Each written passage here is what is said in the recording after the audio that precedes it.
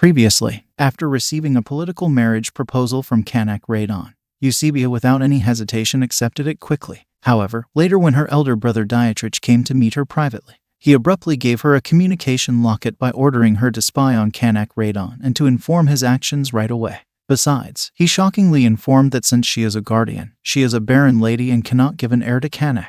These piercing words visibly bombshelled her. So, let's dive into the chapters 8 to 11 of the manhwa.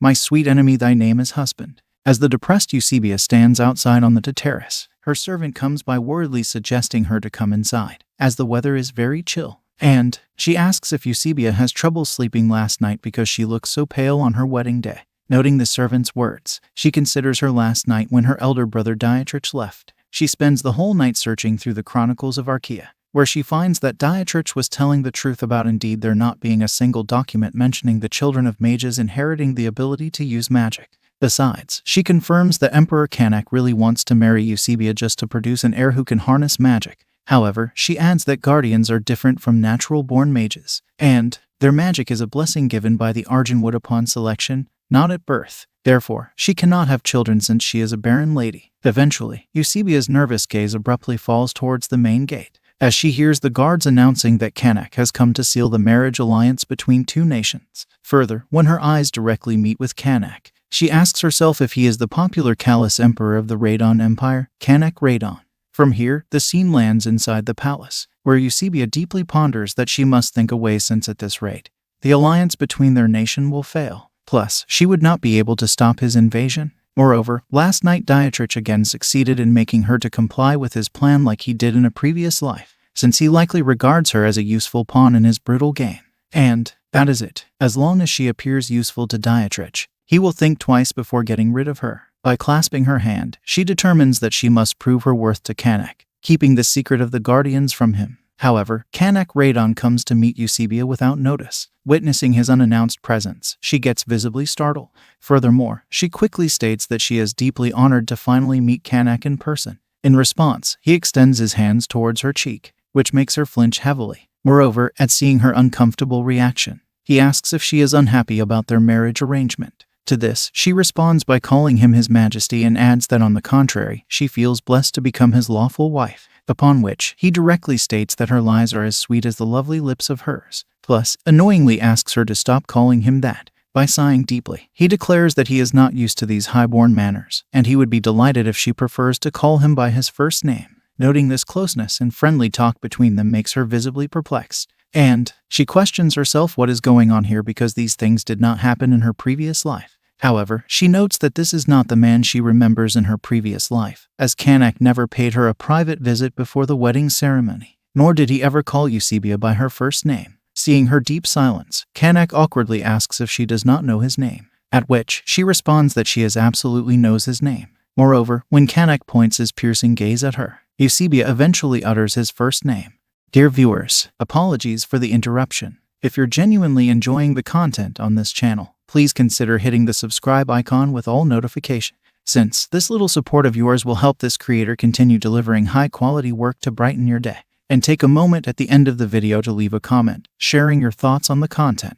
Your feedback means a lot. Now, let's not take up too much of your time and jump back into the story. From here, the scene shifts to the wedding day, where servant Rosalie cannot control her tears, as she notices Eusebia's beauty in her wedding dress. Plus, by rubbing her eyes, she states that it breaks her heart to see Eusebia forced into such a hastily wedding. Looking at herself in the mirror, Eusebia reflects that this is already extravagant enough compared to what she had in her last life. Nevertheless, as Rosalie cuddles Eusebia by her waist, pleading that she does not want her to leave them, Eusebia considers that she is putting her life on the front line since this man, who is to be her husband, has taken her Archaea hostage and expects an heir who can wield magic. And the only way to protect her people is to make him believe that she can fulfill his demands. With all this, Eusebia is again going to marry Canach Riadon in this life, by becoming her lawful wife, so that their people do not become enemies crossing blades on the battlefield. Further, as she notices his face, she reflects that he still looks the same with not a blemish on that perfect face, which makes him a god more than a man at this time, who no longer inspires amazement within her. However, as Eusebia further contemplates that she is a tool to wisely maintain peace, Canach suddenly pulls her towards himself, and by grabbing her head, puts a swift kiss on her lips. His continuous intimidating kiss makes her desperately tap on his arm for breath. However, when Canach comes to halt, she embarrassingly states herself that his lips feels very cold. Besides, at witnessing this unexpected scene, Dietrich's anger is clearly visible on his face. From here, the scene shifts outside the palace, where at observing rush among the soldiers, she considers that there is no wedding feast this time. Moreover, she adds that they appear to be in a greater rush to leave than what she remembers. Eusebia then glances back in the direction of the palace, and by grabbing the locket in her neck, and, as she remembers Dietrich's previous words, who stated that she has finally decided to join her cause which shall open the path towards Archaea's salvation, she reflects how absurd those words were. In an instant, she turns at noting someone saying that every moment must be painful for her, none other than Canach Riadon, who strides in full pace towards her. At discovering his presence, she quickly reflects that if she fails to give him an heir within the next several years, plus, if he will realize that she is infertile, her plans to foil Dietrich's scheme will end in failure. Noting her deep silence, he turns back in the direction from which he came, stating that he is aware it is considered taboo here in the north for the groom and bride to share a carriage. And, by kneeling down on the floor, he adds that he cannot in good conscience leave her alone after seeing how badly this is upsetting her.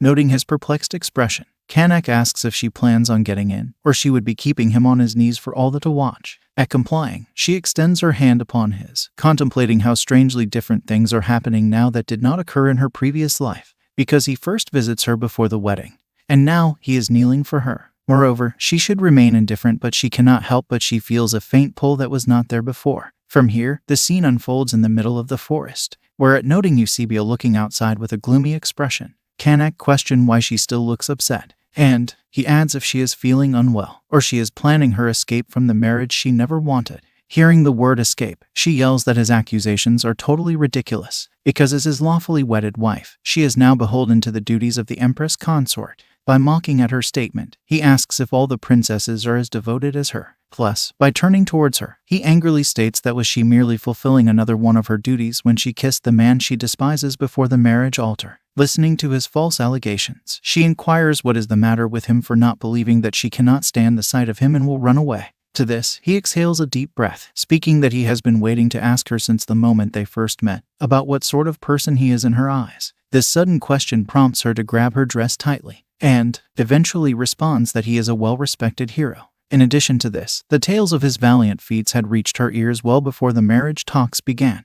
However, he intervenes, brushing off that he is not interested in these rumors about him, but wants to know what she thinks, since he's curious to know that she also thinks him as a hero too. This question makes her think the blood-painted face of Canach in the war. But when he adds that even after their marriage, she does not trust him as she remained emotionless even after the ceremony ended.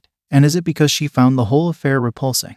These piercing words of Canach makes Eusebia totally dejected, who deeply reflects that she cannot let him annul the marriage. For which, Eusebia abruptly springs up by shouting that he is misunderstanding everything because she does not find him or this marriage repulsing at all. However, he worriedly suggests her to return to her seat, since she might fall if the carriage comes to a sudden stop. Yet, his warning was late because the horse eventually comes to a halt suddenly, which make her to stagger inside the carriage, but as she prepares herself for the impact, she gets surprised to know that she is totally safe and is in the arms of Canach. And, as she blushingly sinks in his arms, she gets a sudden shock through her whole body. Noting this, he inquires if something is wrong with her. Besides, by brushing his on her cheeks, he asks if she is in pain. Moreover, before he can comfort her, a soldier inquires from outside that is everything all right inside the carriage. To this, Canach questions the soldier why did they stop, at which the soldier firmly apologizes to him by informing that a fallen tree is blocking the way, and it will take some time to clear the path.